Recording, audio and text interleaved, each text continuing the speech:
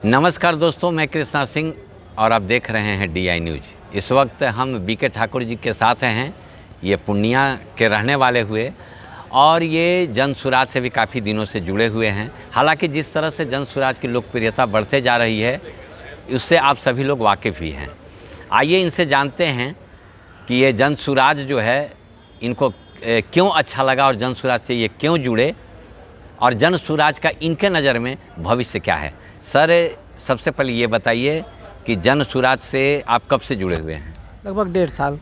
1.5 साल से। जी। आप क्यों जुड़े जन सुराज से? सोच अच्छा है, सही लोग हैं इसमें। खास करके प्रशांत जी से जो है उनका जो अभी विचार है, जो वक्तव्य है, उनसे जो है हम लोग 100% अब उन पर विश्वास हो रही है, जो अच्छा सब कुछ होगा, इसलिए उनसे जुड़े हुए हैं।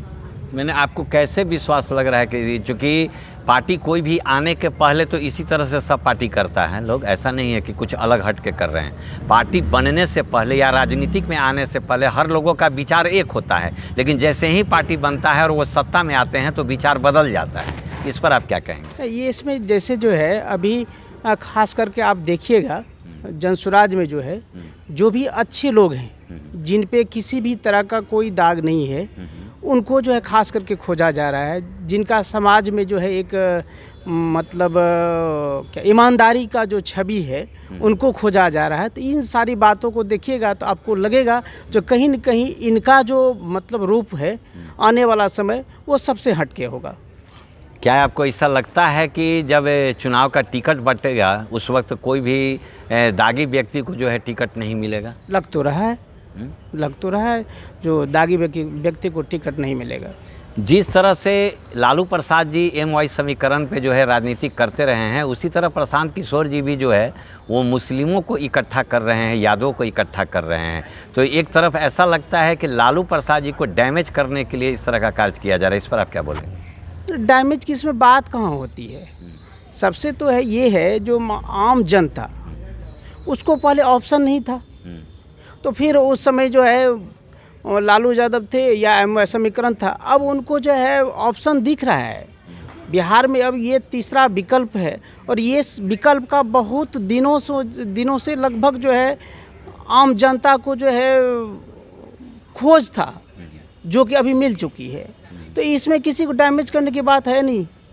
ये तो आम जनता है, उसको जहाँ मान लिया जो स्वीकार होगा, जहाँ उनको उनका विचार मिलेगा वहाँ हो जाएगी।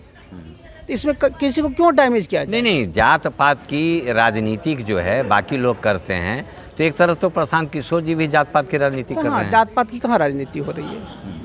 जात पात की तो कोई राजनीति है। इनका तो जो है मिला जुला के देखिएगा तो इनमें तो सब पे लगभग इनका पकड़ बन चुका है। पार्टी बनने से पहले कोई जात पात नहीं है, वो तो मुझे नहीं दिख रहा है।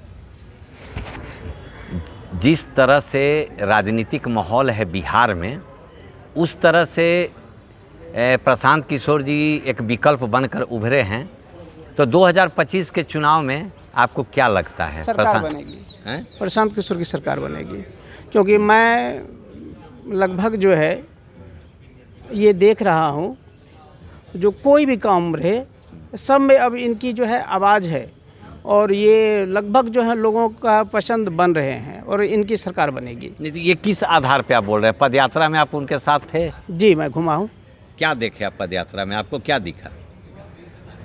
पदयात्रा में तो जो है अरे मान लिया जाए अभी तक जो भी पार्टी हो, इस तरह से जो है डोर टू डोर विजिट नहीं, पदयात्रा तो इनका डोर टू डोर विजिट का जो है यात्रा है और लगभग सब जगह ही जा रहे हैं। गांव जा रहे हैं, गली जा रहे हैं, सब जगह देख रहे हैं वहाँ की स्थिति क्या है वो भी देख रहे हैं। तो लोग भी तो देख रहे हैं जो आज तक मान लिया जाए इस ढंग से किसी भी व्यक्ति का, कोई भी राजनीतिक व्यक्ति हो, उनका इस ढंग से यात्रा नहीं हुआ था। तो इसलिए इन पर विश्वास लोगों का अब जो है आना शुरू हो गया है, इसलिए सरकार बनी। क्या यही कारण है कि प्रशांत किशोर जी के पदयात्रा को देखते हुए लगभग सभी पार्टियां जो हैं वो भी पदयात्रा शुरू कर चुकी है धीरे धीरे? वो तो होगा ही।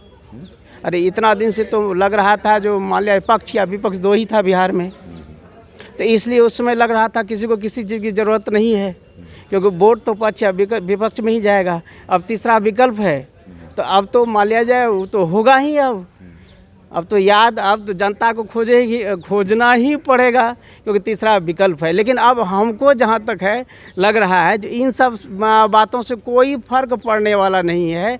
अब लोगों को जो तलाश है वो तीसरा विकल्प की ओर चल दिया है और इस बार जनसुराज की ही सरकार बनेगी।